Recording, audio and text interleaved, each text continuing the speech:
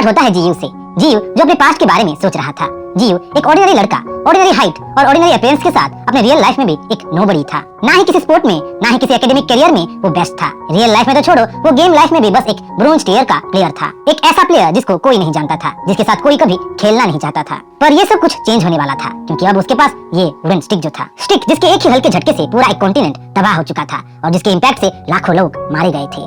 जीयू अपने new weapon से बहुत खुश था और सबसे बदला लेने की ठान लिया था। इस ख्याल में जीयू शहर के स्ट्रीट में जा ही रहा था कि वो एक टकले आदमी से, एक बदतमीज आदमी से टकरा जाता है। टकला आदमी अपनी गर्लफ्रेंड के साथ उसी स्ट्रीट में घूम रहा था जब वो जीयू के साथ टकरा जाता है। क्योंकि जीयू बस अपने अंडरवेयर और एक रोब में था, तो उन कपल्स को जीयू एक न्यूबी लगता है। बिना कुछ सोचे, बिना कुछ समझे टकला आदमी जीयू को छेड़ देता है। हिम्मत कैसे हुई तेरी मुझसे टकराने की, लोग कहीं के तुझे आगे देख के चलना चाहिए था।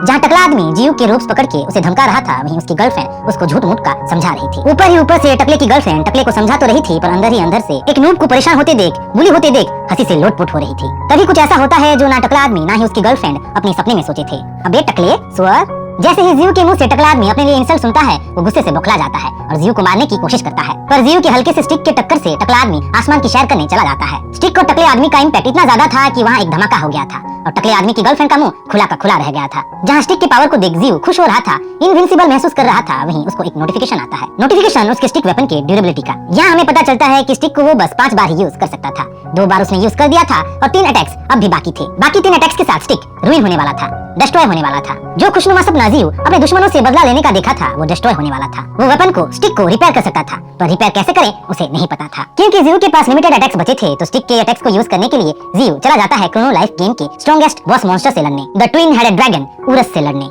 जैसे ही जीयू उरस के एरिया में पहुंचता है, अपने जायंटिक बॉडी और पावर के साथ उरस जीयू के सामने आ पहुंचता है। उरस का पावर लेवल इतना ज्यादा था कि अपने प्रेजेंस से ही वो किसी प्लेयर को गूसबम्प्स दे सकता था। अपने रोर से चुटकियों में प्लेयर्स को मार सकता था और लाखों करोड़ों स्केलेटन्स इस बात के पुख्ता सबूत थे। किसकी इतनी हिम्मत हुई मेरे दुनिया में पैर रखने की? यहाँ के तुमने मौत की दुनिया में अपना पैर रख लिया है। बेवकूफ आदमी, तुम अब वापस नहीं जा सकते।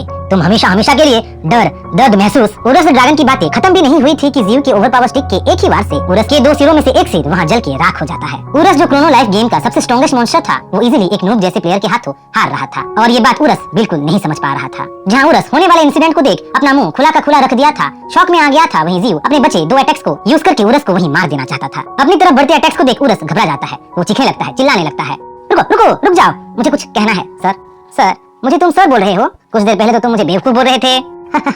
सर वो बस मेरी स्क्रिप्ट थी, मुझे मजबूरी में ये सब बोलना पड़ा। मुझे नहीं पता था कि मेरे सामने इतने महान आदमी खड़े थे। जहाँ जीयू को देख उरस के पसीने छूट रहे थे, वहीं उरस के मक्खन लगाने से भी जीयू फिसल नहीं रहा था, पिघल नहीं रहा था। वैसे कौन हो तुम? मुझे नहीं पता, बस तुम जल्दी से जल्दी मर जाओ।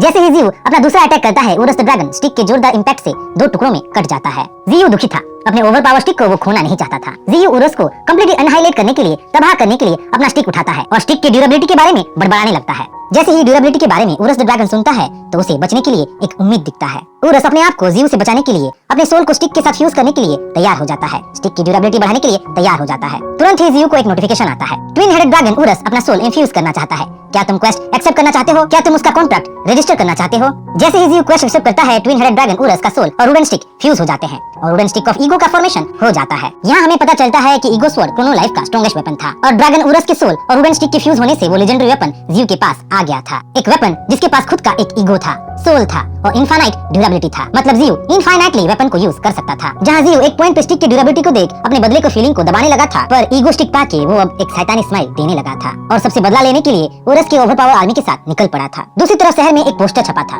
पोस्टर एक क्रिमिनल जो सारे प्लेयर्स को मार रहा था। एक प्लेयर जिसके ऊपर 1 बिलियन गोल्ड का इनाम था, क्योंकि उसने 8 लाख प्लेयर्स को जो मारा था। वो प्लेयर और कोई नहीं बल्कि जीयू था। जीयू अब द वर्स्ट प्लेयर किलर का टाइटल क्रोनो लाइफ के गेम में पा चुका था। उसका वांटेड पोस्टर 12 किंगडम्स और 3 कॉन्टिनेंट्स के हर कोने में लगाया गया था। वो इतना बदनाम हो चुका था कि उसे मारने के लिए 5 गिल्ड्स इकट्ठे हुए थे। Guild master of Holy Guild Sentry अपने पलाडिन्स के साथ, guild master of Cross Line Suho अपने प्रीस्ट के साथ, guild master of Holy Land Abracadabra अपने स्ट्रॉन्गेस्ट मैजिशियंस के साथ, guild master of Robin Hood Hong अपने आर्चर्स और असैसिन्स के साथ और guild master of Justice Guild Hawkeye अपने स्ट्रॉन्गेस्ट नाइट्स के साथ इकट्ठे हुए थे।